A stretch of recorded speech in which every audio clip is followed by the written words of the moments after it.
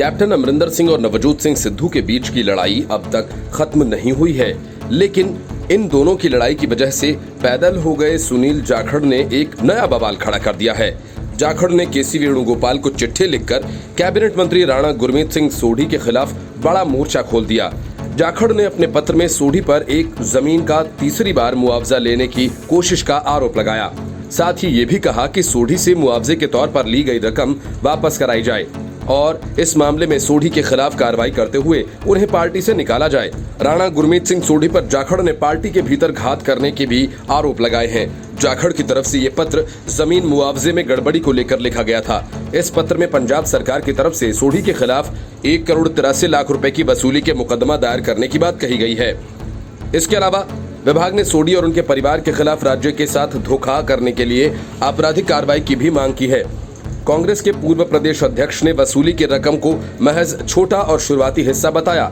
जाखड़ ने पत्र में आरोप लगाया कि सोढ़ी ने पिछली अकाली और बीजेपी सरकार के समर्थन से तथ्यों को छिपाकर और गलत तरीके से पेश कर ये दोहरा मुआवजा हासिल किया था। इस मामले में सुप्रीम कोर्ट ने हाल ही में सोढ़ी को नोटिस दिया। असल में सोढ़ी की 11 एकड़ जमीन को पहली बार पीडब्ल्यूडी ने 1962 में अधिग्रहित किया था। इसके बाद 2013 में उनकी जमीन का अधिग्रहण हुआ।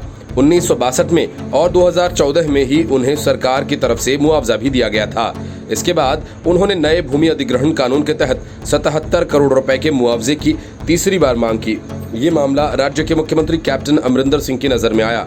उन्होंने ही इसके खिलाफ जांच के आदेश दिए थे।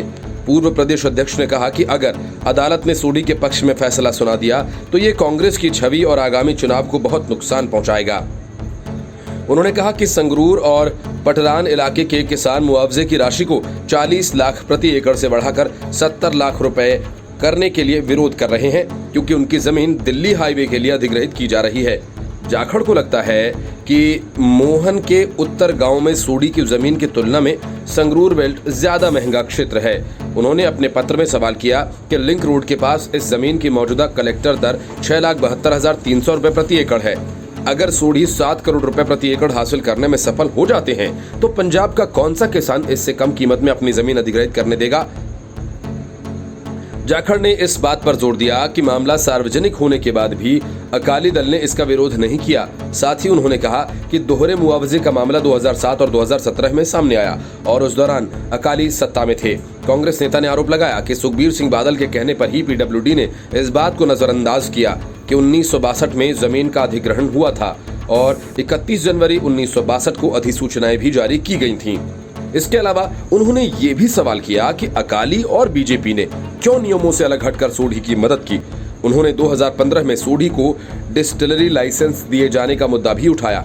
कांग्रेस में चल रहे अंदरूनी विवाद में सोढ़ी ने कैप्टन के संकट मोचक की भूमिका निभाई थी। फिलहाल सोढ़ी की तरफ से इस पत्र को लेकर कोई प्रतिक्रिया नहीं दी गई है।